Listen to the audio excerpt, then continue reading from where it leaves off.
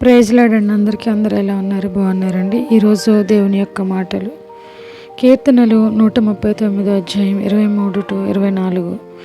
నీకు ఆయాసకరమైన మార్గము నా యందున్నదేమో చూడుము, నిత్య మార్గమున నన్ను నడిపింపుము.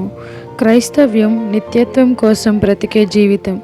ఎల్లప్పుడూ దేవుని భయంతో వాక్య ప్రకారం జీవిస్తున్నామో లేదో అని అనుదినము మనల్ని మనం పరీక్షించుకుంటూ ఉండాలి. ఈ సంవత్సరమును గూర్చి దేవునికి ఏమి లెక్క అప్పగింపగలము అనే ఆలోచన లేకపోతే మనకు దేవుడు జీవితం విలువ అర్థం కానట్లే. మీకా అధ్యాయం 6 వచనం, ఏమి తీసుకొని వచ్చి నేను యెహోవాను దర్శింతును, ఏమి తీసుకొని వచ్చి దేవుని సన్నిధిని నమస్కారం చేతును. కృతజ్ఞతతో దేవుని సన్నిధికి రావడానికి ప్రవక్త పడే బాధ వేదన మనం పడితేనే గాని ఈ మాటలోని లోతు మనకు అర్థం కాదు. దేవుని సంతోషం కోసం వేలాది నదులంతా విస్తార తైలం, పాప పరిహారం కోసం జ్యేష్ఠపుత్రుని బలి లేక వేలాది పొటేళ్లు దేవునికి అక్కర్లేదు. న్యాయముగా నడుచుకోవడం, కనికరాన్ని ప్రేమించడం, దీన మనస్సు కలిగి దేవుని ఎదుట ప్రవర్తించడం, ఇవి దేవునికి సంతోషం కలిగించడం కోసం మన జీవిత ధ్యేయమై ఉండాలి.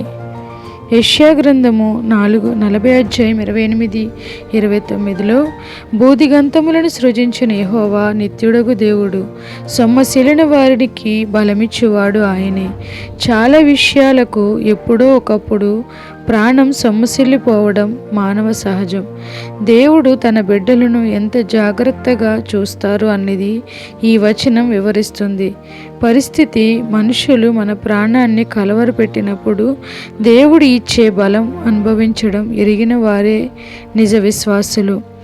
పని ఆరంభించుట కంటే పని ముగింపు చేయుట ఎంతో ప్రాముఖ్యమైనది. కొందరు పని ప్రారంభించి మధ్యలో ఆటంకములు రాగానే దానిని విడిచిపెడతారు.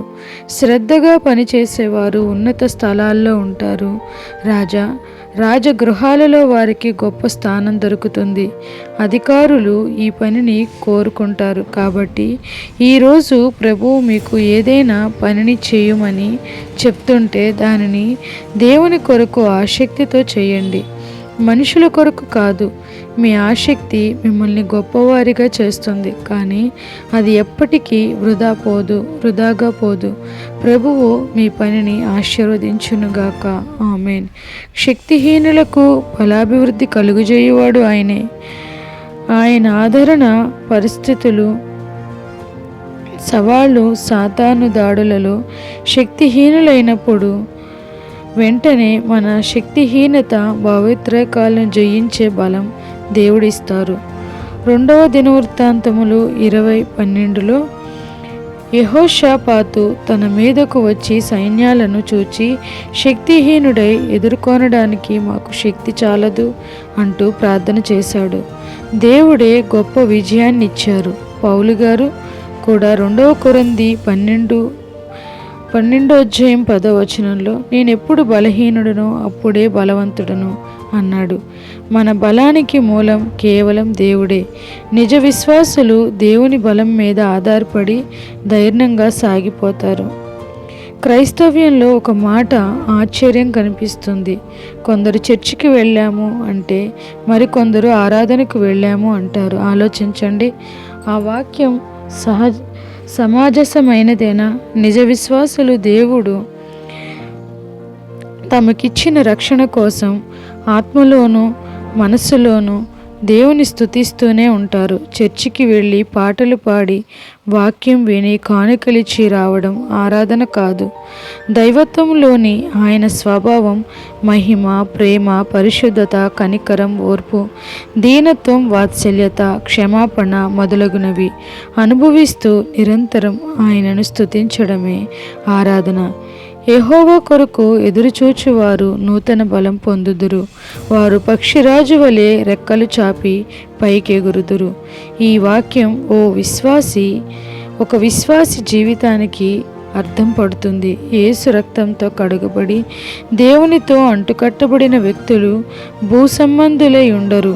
ఎల్లప్పుడూ నిత్యత్వం మీద మనసు పెడతారు. పేరు ప్రఖ్యాతి కొరకు లోకాతీతమైన భక్తి చేస్తారు. శ్రమలకు భయపడరు. ప్రతిదినం తమ సిలువనెత్తుకొని తమను తాము ఉపేక్షించుకుంటూ వాక్య ప్రకారం జీవిస్తారు. కనులెత్తి నశించిపోయే ఆత్మల కోసం పరితపిస్తారు. దేవుడి పరిశుద్ధ వాక్యం దీవించునుగాక. ఆమేన్. ప్రైజ్ ద లార్డ్ అండి. Thank you.